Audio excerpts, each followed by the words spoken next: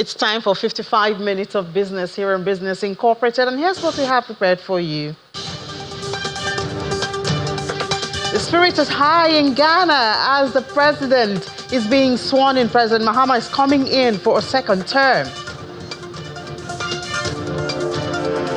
And net reserves in Egypt is up to $47.109 billion. That's for December 2024.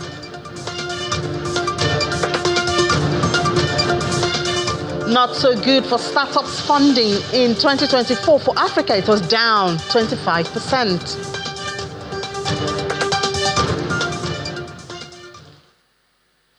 Good afternoon, everyone. I'm Ini John Mekwa. Let's do business. We start from the global space. Oil prices extended losses into a second straight session on Tuesday on technical correction after last week's rally, while forecasts for ample supply and a firm dollar also weighed on it. We see it losing 28 cents, talking about Brent this afternoon, but it's still looking good at $76.02 a barrel. While WTI is down 0.45% at $73.23 a barrel. And we know that both benchmark rose for 5 days in a row last week, beginning the week on a year on a high last week. The US dollar wavered but remained close to the 2-year peak it touched last week amid uncertainty around the extent of tariffs from the incoming Trump.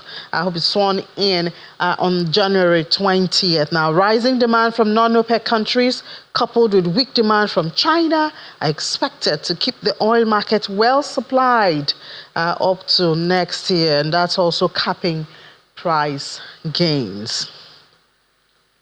Lastly, in the global space now, gold prices were higher today as market participants are with further U.S. economic data to gauge the Federal Reserve's interest rates trajectory for the year, even though we've already been warned that they will not be as generous as they were in 2024. Look at the numbers for this afternoon. Spot gold is up 0.1%, $2,636.09 per ounce.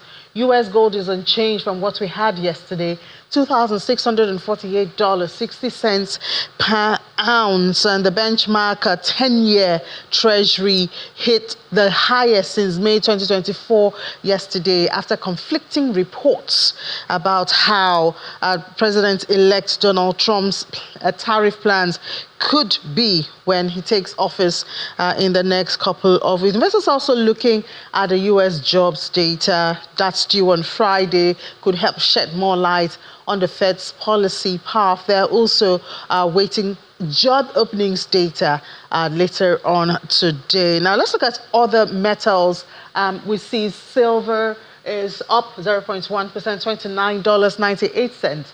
Platinum is down by 0.2%, $931.63. Palladium dropped also 0.1%, $919.44 per ounce.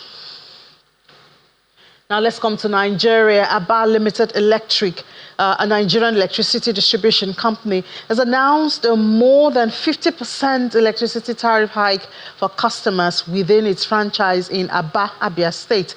The company disclosed this in a notice to customers, and they shared it on their official X handle. And the power company attributed the hike to macroeconomic realities that it has faced.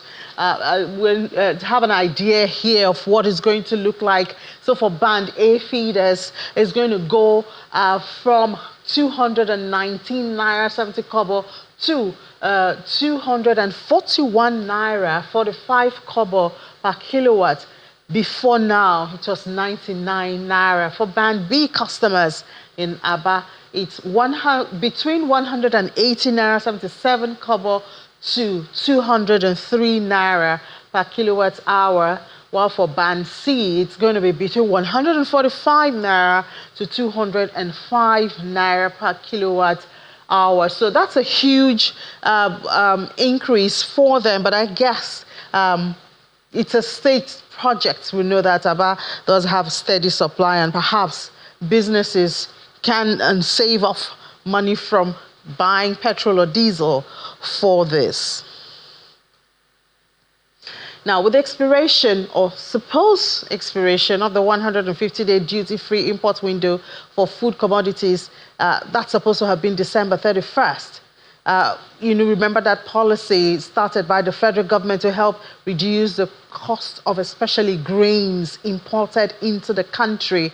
Windows, according to Mr. Bismarck Rwani, the Chief Executive Officer of Financial Derivatives Company, bureaucracy is a major hindrance to government policies. He made a comment during Business Morning, and we've also seen reports between Customs and the Ministry of Finance saying there was a delay as to the take-off of this program, unfortunately. But Mr. Rwani did share his thoughts on this earlier today. Bureaucracy is the enemy of efficiency. So what has happened is that the Minister of Finance and the economic team have actually come up with a plan. But what has happened is that bureaucracy has stalled it, but also opportunities have taken advantage of this to create shortages. So what were we seeing? We saw the price of rice decline, but it's gone up back up. We're seeing this, and there's a big difference between the price of perishables and the ones that are being imported. But I think it's a monumental disaster if we couldn't take advantage of it. And that window officially should have closed by this week. But I think, and I believe that the government will extend that window. But whether the window is open from now till forever, until the bureaucracy is out of the way so that people can bring in these commodities and at the same time pass on the price benefit to the consumers. Don't forget, we are in the planting season. So now we are going to be having food shortages between now during the planting season. And the next time you will get the big swing or drop in prices will be during the harvest. This will be a major problem. I guess we need the government to talk about this and tell us if the customs are saying that this program did not even take off when it's supposed to be ending, then what's going to happen? Obviously, we shouldn't expect benefits from it or measure benefits from it. And this is another issue we talk about here in Nigeria, where we have beautiful policies applauded, and then when it comes to implementation, we hardly see it. This is one evidence of that. Will the government come to extend on paper the waiver of taxes on some basic food items, or will they say they want to start another one? Time will tell, and we hope we'll keep you informed as we hear those stories right here on our business shows. Now, another crop of importance to us is Irish potatoes. Now, the harvest season in 2024 saw an abundance of this, especially from Plateau State, and it led to a drop in the price of potato against the backdrop of food crisis and all of that. Previously, about 65 kg bag reached 150 to 180 because of insecurity, farmer herder crisis, and it affected, of course, agricultural activities. Afterwards, at the height of harvest, it came down, that 65 kg, to about 45,000. However, in December 2024, less than a month ago, Irish potato prices rose again sharply, about 43%, So let's see this fluctuation in the price of Irish potato among other food crops and find out perhaps drivers and what's happening now to it. We have joining us for this conversation Tomiwa Ajewole, analyst with Financial Derivatives Company. Hi, Tomiwa. Good afternoon. Good afternoon. Thank you for having me. So this, like many crops in the country, unfortunately, we see the time of abundance during harvest and reduction in price. Shortly after that, we just see the price hike. But what's happening to it now? And are there plans? Do you hear of anything for sustenance, even the off-season of it? Yeah, just as you said, farm produce, the price of farm produce is very sensitive to the seasonality, and it's just simply dynamics of supply and demand. So during harvest season, there's increased supply, and when there's increased supply, prices come down. And when we're in the off season, supply drops. When supply drops, the prices go up just because there's not enough to feed everybody. So that is what is happening. We are currently in the off season, so right now we're seeing supply of Irish potato come down, so that is affecting the price. But more importantly, actually, for the current sharp increase between November and December is from the demand side. When you look at the demand for Irish potato in Nigeria, you notice that the main segment that demands the most is the hotel, restaurant, and catering sector. The fast food chain services, and this is because chips is a meal that goes with almost everything. We have burger and chips, we have fish and chips, chicken and chips. And if you look at what happened this December, we had a lot of our IJGB brothers coming back. And even abroad in diaspora, chips is a regular meal. So a lot of them came to Nigeria. It's the season, everybody's going out to restaurants, everybody's out at hotels. So that led to more demand for chips. And the Irish potato is mainly the main product used in chips. So that pushed demand for the product. Yeah, but is there a way, well, I don't know, but we know that the farmers, especially in the northern part, we talked about Plateau, a major contributor to the production of potato. Are there new ways or so, equipment, mechanization that's helping to boost the production of potatoes since it's becoming more and more important in our meals and on our menus? Yeah, so when it comes to Nigeria's agricultural sector, on the surface level, the things that we can do to increase production are well known. We talk about the quality of seeds, mechanization, like you mentioned. In fact, an important part is increasing or improving our agricultural extension service, which is agricultural training programs, because we need farmers to adopt more modern day practices. But apart from that, in particular for Irish potato, I would like to focus on the post-harvest factors or the post-harvest conditions.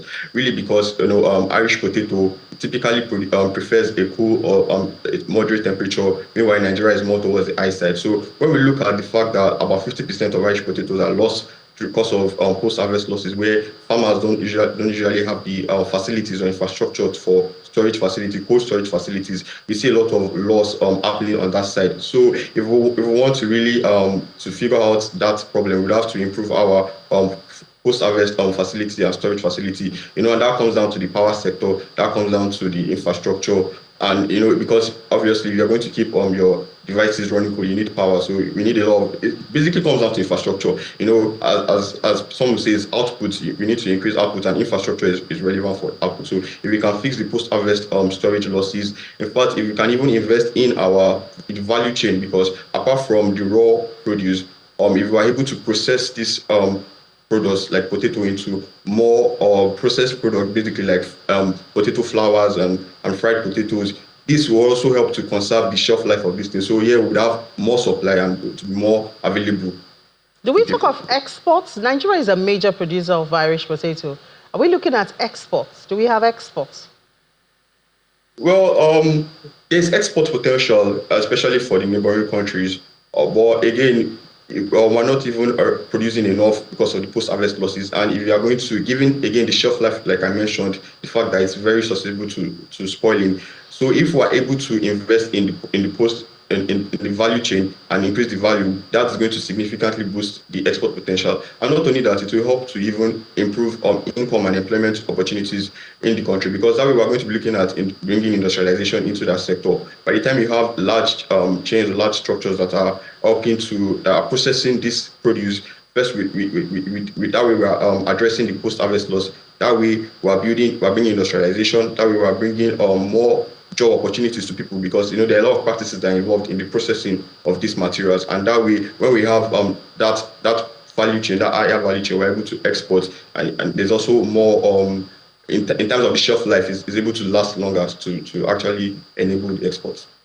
All right, Tomiwa Joale, thank you so much for your time this afternoon. Do enjoy the rest of your day. Thank you. Let's take a break now. When we come back, Anita Edet will be here with intraday numbers to stay with us.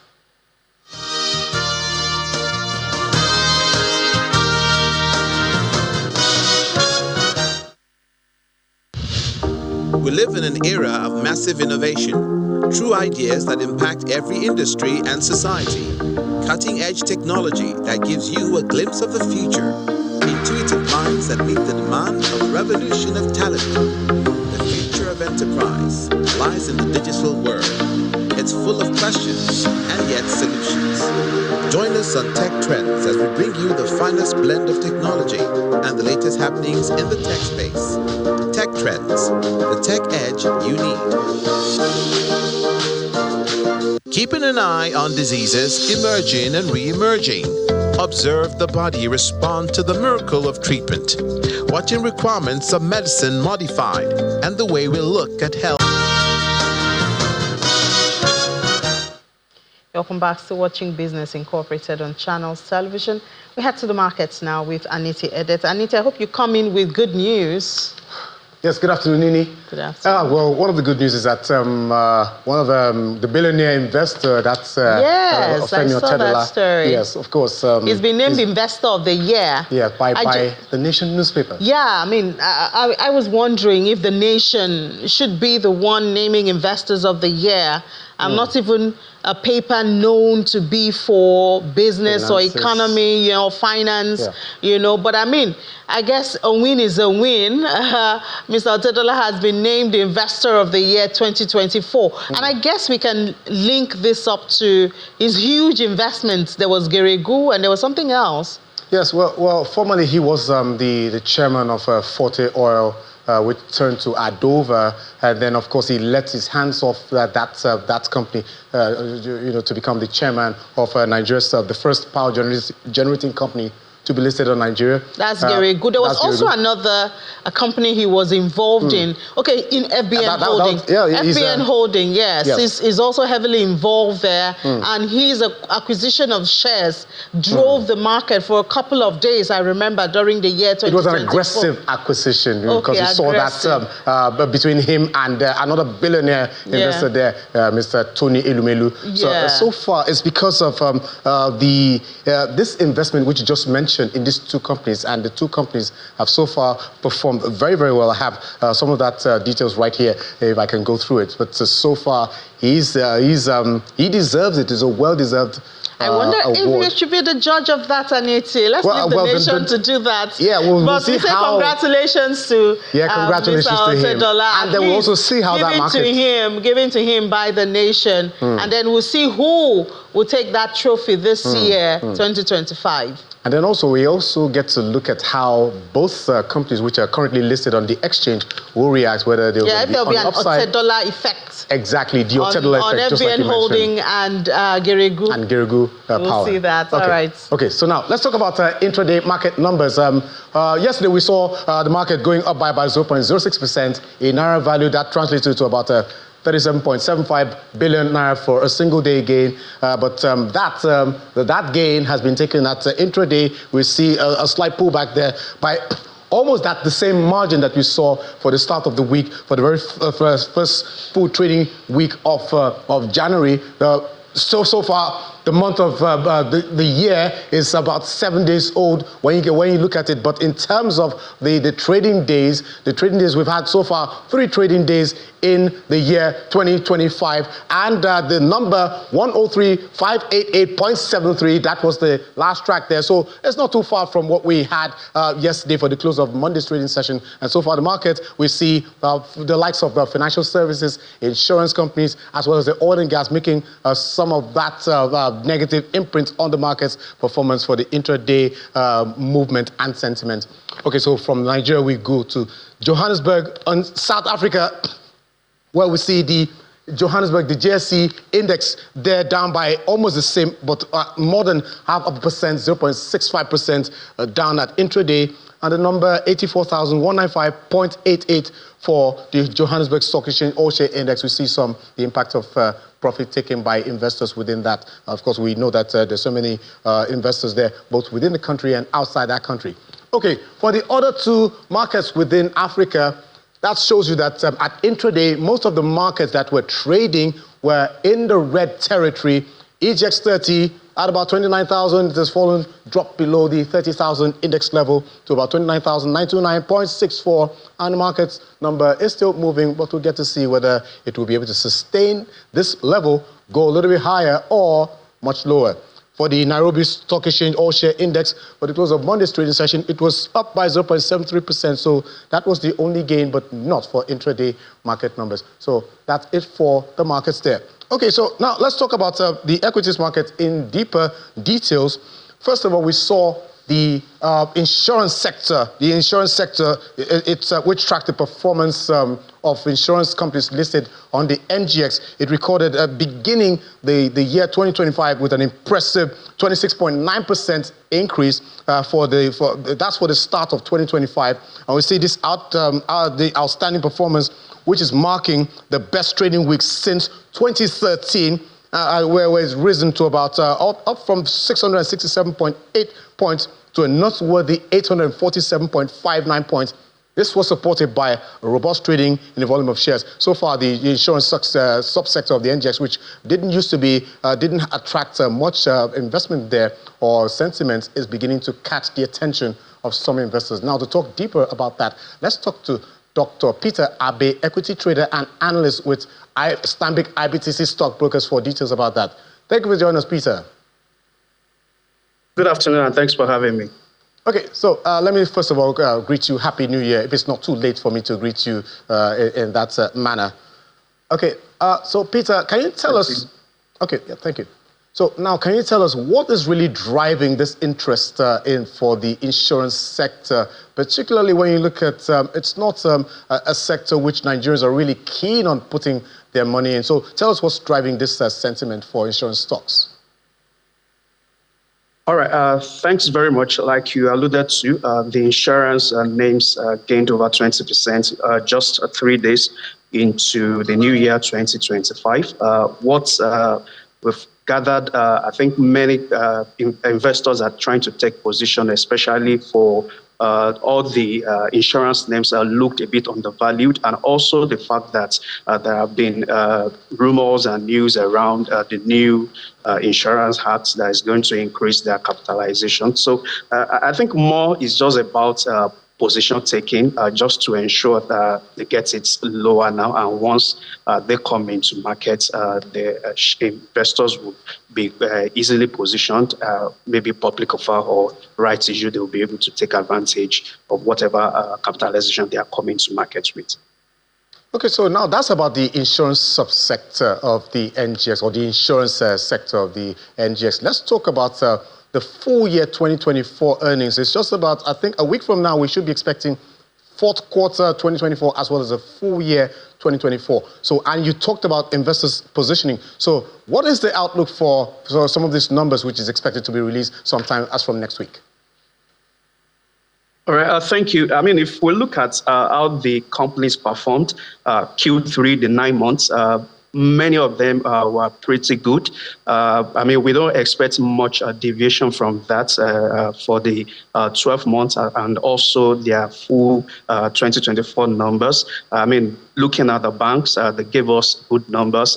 Consumer names trying to turn around the negative FX losses and also the negative losses they have in their profits and negative net assets. So if we look at it overall, I think we are looking forward to a good numbers from all these companies. And also, I know 2025 will be a lot more better for the companies. Okay, so that's 2025. Okay, but let's talk about the intraday market numbers. What are the stocks and the sector that are currently making the move on that negative sentiment, which you saw just about some few minutes ago on the market? And what is the expected outlook for the close of Tuesday's trading session today? All right, the all-share index, that's the measurement of the performance so far on the NGX, has lost 0.2%. What that means is that there are some companies that are not doing so well at the moment. And I mean, alluding to the insurance names that we mentioned earlier, we have started seeing profit taking in these names. So that's insurance is really dragging down the performance of the NGX at the moment, and just a bit of also dragged down from banking this morning, as well as the oil and gas on the NGX. So overall, it's negative, and insurance is the one dragging down on profits taken from people selling just to take profits of what they have gained so far on the insurance names. I'm sure that wouldn't be surprising for anyone, especially when you look at that massive number, 26.9%, exactly, starting from last week. But thank you so much for that analysis. And of course, we'll look out for how the market will end Tuesday's trading session in about more than an hour from now. Thank you so much, Peter Abe, equity trader and analyst with Stanbic IBTC Stockbrokers. Okay, so the Middle East is where we make our next stop, where we see positive sentiment almost across the board for the markets. Starting, as usual, with the Dubai index there. More than 0.5% gain. We see the impact of bargain hunting by Middle Eastern investors as well as some other cross-border investors there making that impact. Also for the Abu Dhabi index, 0.21% intraday gain there, 9,448.50 for that Abu Dhabi index and 5,218.67 for the Dubai index. And for the Saudi Arabia and the Qatari stock exchange indexes, we see mixed pictures there, 0.38% for the Saudi Arabia Tadawul, 12,151.24, while the Qatari stock exchange down by 0.36% at 10,448.03. So we see the impact of sell pressure there and profit taking, if you might call it that way. So from the Middle East, let's fly over to the United States, where we see the stock futures there, they were slipping. Actually, we saw these green numbers early on Tuesday, but the market's numbers have retreated a little bit. So the stock futures, like you see there, we see the Dow Jones Industrial Average has been able to climb above the 40,000, which was initially celebrated, to about 43,013.00, and the S&P 500 0.11%, while the Nasdaq up by 0.09%. We see on Tuesday, we saw the tech stocks rallying there. This was largely led by the artificial intelligence darling, that's NVIDIA, which has dominated the whole of 2024 with the impressive numbers there, gaining more than 185% year to date for that. Just that stock alone, so far, was one of the best performing stocks for 2024. And so far, the markets, we see that the markets will be expecting some, for later in the week, we should be expecting the job openings and labor turnover survey, which is due later today in US time, while the ADP private payrolls report is also expected to be released on Wednesday. But the main event that is awaiting the market will be for the non-farm payrolls report, which is expected to be released. That should be on Friday. So far, it's going to be a 4 trading day session for this week for the U.S. market, because the New York Stock Exchange will be closed on Thursday in honor of the late former president of the country, Jimmy Carter, who died sometime just about over a week ago. So the market so far was in the red, but we might see this market numbers turning back in the green at the opening bell, which will be 3:30 Nigerian time because of the time adjustments around the world. Okay, so finally, let's take a look at the Asian markets, where we see Japanese stocks taking the lead there, and this is also tied to the gains by many of the tech companies there, which also that was from the overnight gains recorded from the U.S. tech stocks, but also has climbed into the Asian markets, particularly even for the Kospi, that's the South Korean index, which at some point was in the red. We were talking negatively about them, but this time it's a positive. We see the chip makers like Samsung, HK Hynix, as well as some other heavyweight chips there, making the imprint there. The Nikkei, also helped by some of the tech stocks there, and has been able to climb back to the 40,000 level, which is more than about some 33 plus years ago level, which it had reached. So 40,083.30 for the Hang Seng Index, down 1.22%, while the Shanghai and the Nifty 50 were also a little bit in the green, as we can see at the close of Tuesday's trading session. So, that's a wrap for the markets, and we hope that our Nigerian stock market will be in the green also. Yeah, we hope so too. Thank you so much, Anita. Pleasure. Let's head to Germany now, where if there's one thing that has brought down the once economically powerful Germany, it's the energy crisis, especially when Russia invaded Ukraine. Well, it started with that, but I've seen different phases after that. But let's have Lars now. Lars joined us from Berlin to give us details. Hi, Lars. Good afternoon. So what's the latest on the energy situation in that country? Thanks for having me, Ini. Well, it appears Germany is doing better and better in getting their renewable energy supplies together. Now, we've had renewables for a while, of course, and they're already providing much of the country's energy mix. In fact, in 2024, renewables have provided more than half of it for the very first time. That would be 54% to be exact. Now, for some of the details here, 14% is solar, 33% is wind, and the rest is biomass biomass and hydro energy. Other sources, of course, are still coal and gas. And even though Germany has switched off its nuclear power plants 2 years ago, we still do use nuclear power. It is imported, and it's still more than 1 terawatt hour per month. Not ideal, if you ask me. After all, it would have been cheaper to keep our own plants running, but I guess that's politics. Anyway, the good news I am seeing in this very latest report on energy in Germany is that solar especially has been growing faster than expected, and that means by extension that over time we are producing more renewable energy ourselves, and we are getting off imports or fossil fuels faster. Yeah, so do we know why solar is gaining so much ground?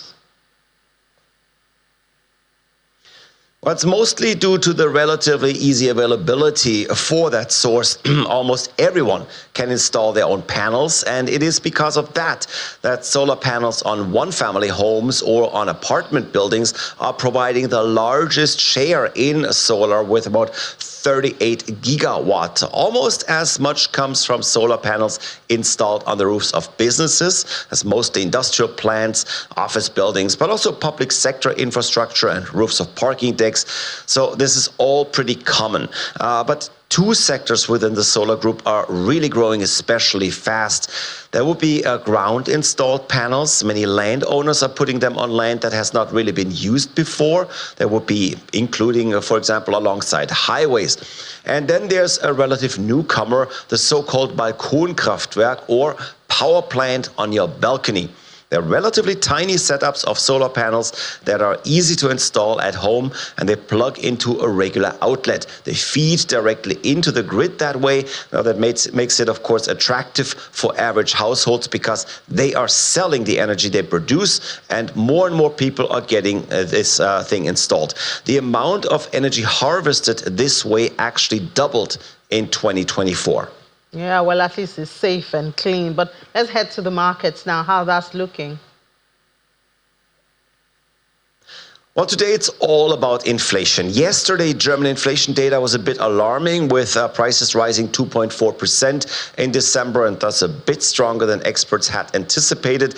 Today now we're taking a look at Eurozone inflation, which is expected to be at 2.4% as well. Now the EU number, of course, has a more direct influence on the European Central Bank's interest rate policy. So today's numbers are really important for investors.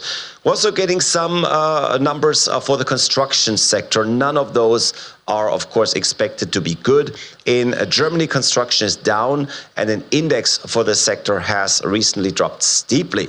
Today, we're hearing from France, Italy, and the Eurozone in total. Well, as I said, bad news is expected there, and that's why it's somewhat likely that we're seeing a weaker market day today. All right, Lars, thank you so much for that. Thank you, Ini.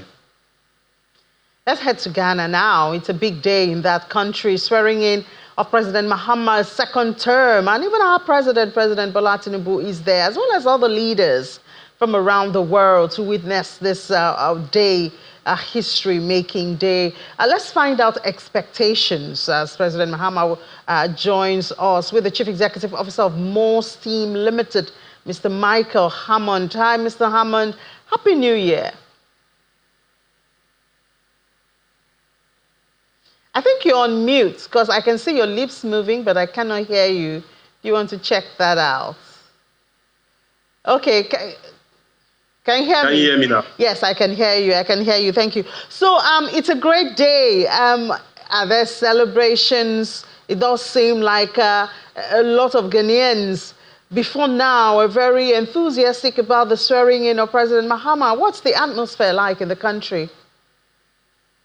Well, I would say there's a lot of euphoria here, especially within the supporters of the NDC and that of the neutrals within the swing states that voted for the current president. And Ghanaians are happy, especially with the notion that they believe that a listening government is coming into power as compared to the previous one. So it's all excitement here in Ghana. Yeah, but I don't know how long that excitement will last for. Perhaps you can tell me, because We know that President Mahama has hinted that he was going to review those stands, coming from IMF and all of that, where there were new taxes introduced, and is going to reduce them or stop some of those taxes. But we know that the country does need funding, and the country has already looked the way of IMF, and of course IMF have their requirements. So, it seems contradictory at this time. I don't know how the picture will play out.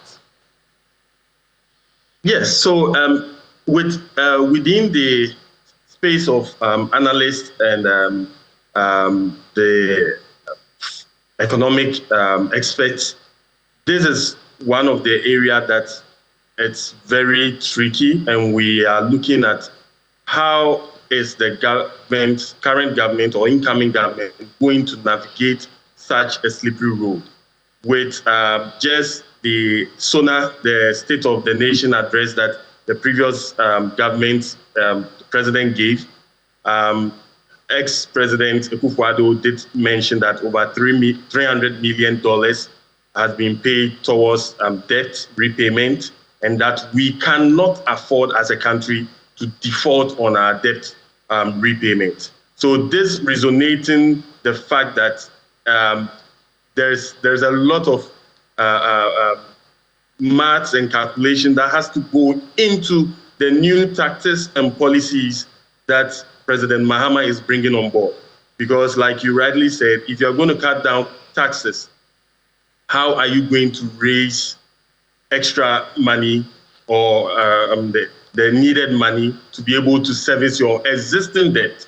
And it will not be a surprising act for us to see the current government coming in, going for external debt finance. So with the whole issue of renegotiating IMF loan, it is good, but then it depends on what the outcome would be. Is it going to be favorable to us? If it's not going to be favorable to us, then we are just going to rub salt in our own wounds. And so there's a whole lot currently that we are looking out for with regards to the economic side of the government and the country as a whole. For instance, we have about 11.3 million employed people in Ghana, and we have just over 33 million population. So about 4.5 million within the working class are not employed. So the expectation now is not just on the debt finance and then how we are going to navigate the complexity of IMF, but it's also about job creation and then making sure that the youth are a part or a center of whatever policies we are bringing in to reduce the hardship on every Ghanaian, as well as create job employment for the youth, reduce cost of living and inflation. So there's a whole lot going on here.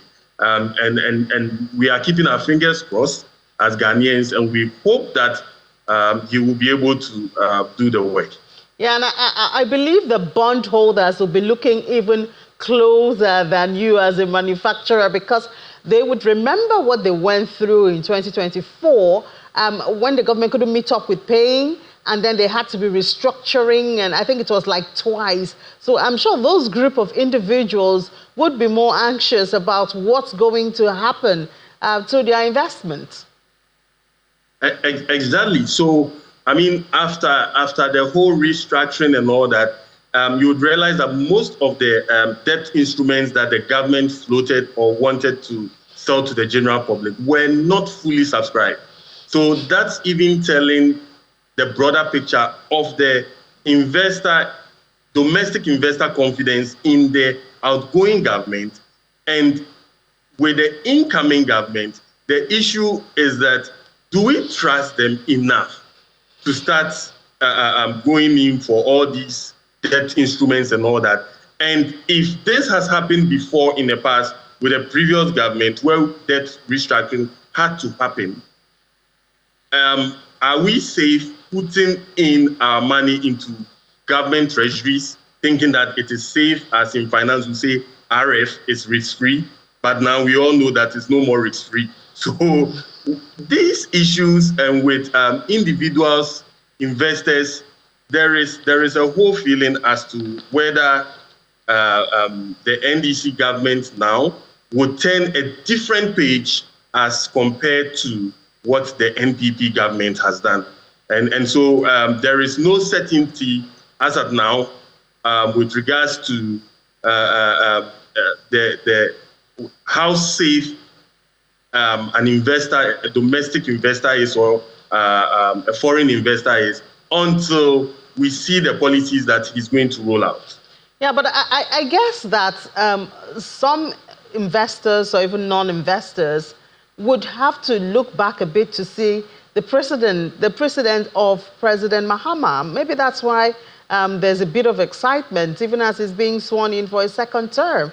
Perhaps if you cast your mind back to how we performed in the first term, that might give some hope. Exactly what we are hoping for, because, you know, His Excellency came out and said in one of his speeches that he has had enough time to reflect on his stay in power and things that went wrong, and he's coming back more informed and with more understanding. So on the premise of these comments made by him, I think there is some cushion of comfort as to, well, if the man has changed and he's learned from his mistakes, then he's likely to perform better with regards to debt repayment, and we wouldn't hopefully have another debt restructuring, because I do not envisage a full acceptance of any other debt restructuring that any government or the NDC government would throw out now. No, I don't think they will have the support the NPP government had. Yeah, people will kick against it. Yeah. And we're not looking forward to another round of protests in that country because of the disruption that it brings and, you know, risk to life and economic activities and all of that. Certainly, we do not hope for that. But for you as a manufacturer in Ghana, what are your expectations? What do you see as we begin the year with, you know, your new president? Well, as manufacturers and then business owners in Ghana, we are looking out for, one, a good fight against corruption, because it is really difficult to do clean business in Ghana as it stands now. And it's all anchored on the premise of what? Corruption, give me something for me to give you what is rightfully yours. This is something we don't want to see in our system anymore. We know corruption has been there from the time of Adam, but we do not want to see it, in fact, grow into a more sophisticated one that people think that, look, this is it, and we are infusing it in our activities. We are also expecting to see a reduction of waste. We are paying so much tax. There are so many taxes. We are currently even paying COVID levy, 1%. COVID is long gone. We are still paying levy in Ghana. And you ask yourself, what are these monies used for? There is nothing visible to show for all these. So we are looking out for waste reduction. But for us in the manufacturing, we're also looking at what? Good support for what? Farmers. Because for agriculture, industrialization, most of our raw materials, we are looking at farmers and all that. And if there is not enough support for farmers, where, like we had in the previous section, where fertilizers for farmers are diverted and being sold on the market, we shouldn't be. We are looking at good road systems. So yes, NPP government had started a lot of road projects, which is good. We are expecting the current government to continue, because there are a lot of perishable goods out there in the farmland which are unable to get to the urban areas for processing and for export on time. So we are looking at transport, support for farmers, industrial growth as well, policies that promote manufacturing, that reduces our dependency on import. and rather make us more of an export country. So these are some of the things we are looking out for. It's not going to be easy, but I mean, that's why we voted for him. So we want to see how best he can handle this. Yeah, well, we hope and believe with you that it will come out. He will come out, President Mahama will be successful. And his success, of course, will be to the good of Ghana and for the continent. Thank you so much for your time, Mr. Michael Hammond, the Chief Executive Officer of More Steam Limited, all the way from Accra. Thank you. Other stories in Africa. Startups in Africa raised $2.2 billion in 2024 through equity, debts, and grants. Well, this represents a 25% drop compared to the $2.9 billion raised in the previous year, 2023. A total of 188 ventures raised $1 million more in 2024, which is just 10% less than what was raised in 2023. Though on the exit front, there were 22 exits made public last year, 2024, against 20 exits in 2023. According to Africa, the big deal, the relative counter performance of 2024 is mostly to be blamed on a slow start of the year, just under $800 million raised in first half of the slowest semester since 2020. However, there was serious rebound in the later part of the year as $1.4 billion was raised in the second half alone. That's about 25% year on year and 80% compared to the first half of 2023. And in Egypt, the central bank has announced its net foreign reserves have increased to $47.109 billion in December compared to $46.952 billion at the end of November. Egypt's foreign reserves consist of a basket of major international currencies, including the United States dollar, the euro, British pound, Japanese yen, and Chinese yuan. The distribution of Egypt's holdings of these currencies is based on the exchange rate and stability in international markets and changes according to a plan set by officials in the Central Bank of Egypt. The primary function of foreign exchange reserves held by the central bank consists of gold and various international currencies, is to provide essential goods, service, external debt principal and interest payment, and address economic crisis in exceptional circumstances, while being influenced by the resources generated from hard currency earning sectors. In South Sudan, the mayor of Juba City Council has issued a local order closing local bars where local alcohol is also brewed, commonly known as andaita, and banned the sale of food items on busy streets, both during the day and at night.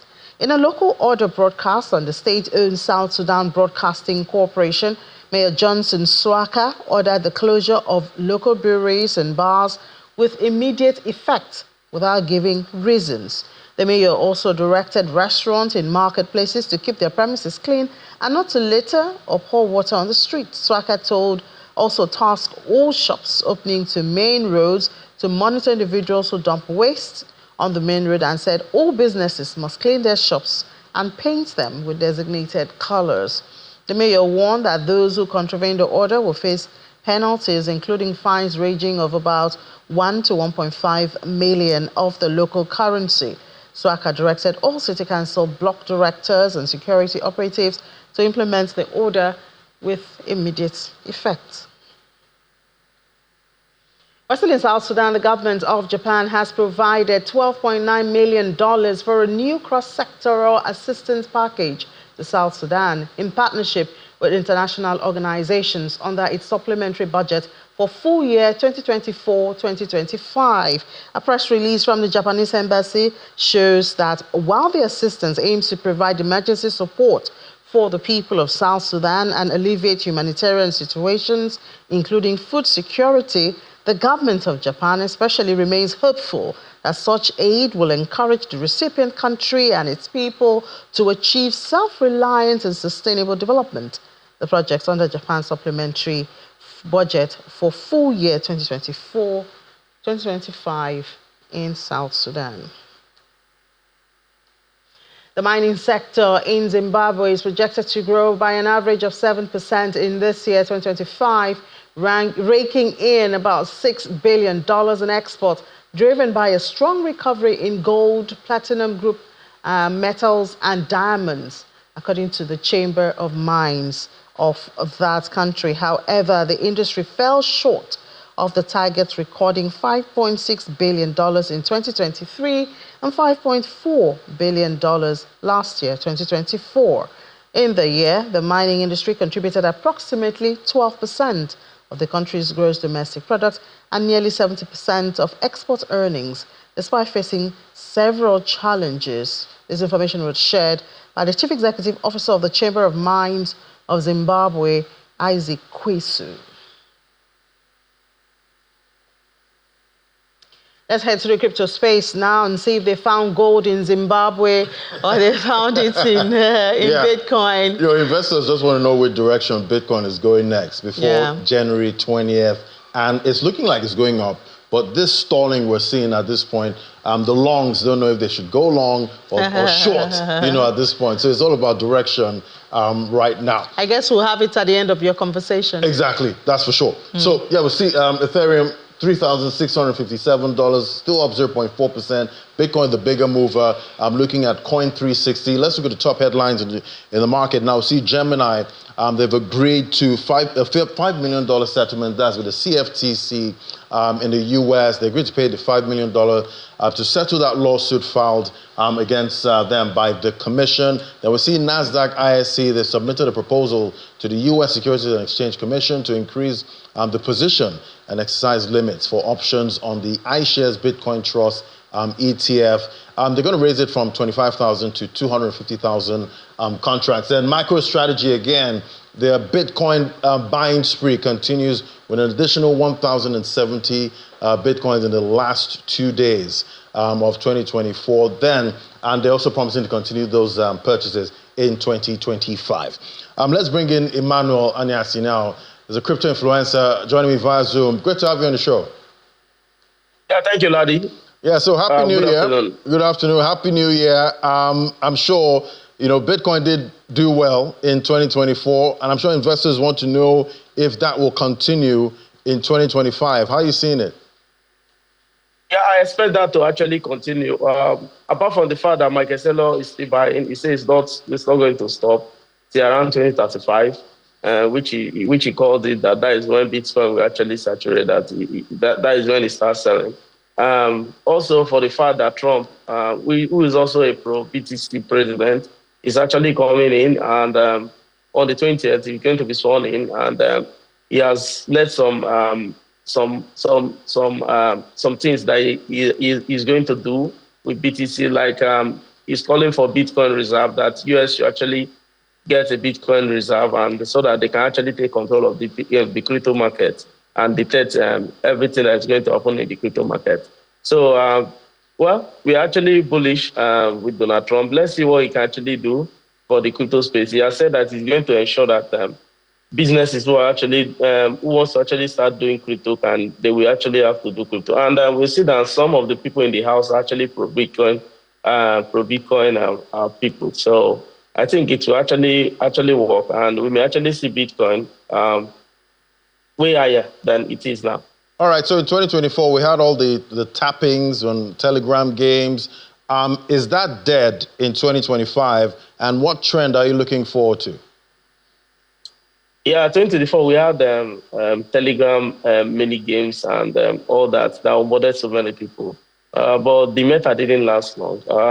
So what trend is actually currently now is AI. AI is everywhere. AI meta. We could see that 2024, NVIDIA, thanks to AI, the AI chip and all that, they were actually the best company performer, in 2024, so AI actually is actually booming in crypto now. We have seen so many agents that these agents, they learn on the go, and they created their own accounts. They interact with people. They're on TikTok now. They are on everywhere. So agents now are actually the big mover. AI, especially AI in crypto, are actually a big mover now currently. So everybody is actually jumping into AI. All right. And they're actually doing well. All right, we'll keep tracking to see how it plays out in 2025. Thank you so much, Emmanuel Anyasi. Yeah, thank you. Thank you, Ladi. Thank you. All right, so it's the same culprit again, artificial intelligence. What's it going to do? Yes, it is. In the crypto But space? you know, January 2024, I don't think there was a lot of expectation on the Telegram and the taps and all of that. Right, and that came up. Yeah, so we may not know what's going to, move the market. And it will just happen. And it will just happen. Thank you so much, Ladi. Well, that's it on the program today. Thank you so much for being a part of Business Incorporated. 55 minutes of doing business. We'll do it again tomorrow. But before then, I'll see you tonight. The NGX was red. Can it recover before 10 o'clock?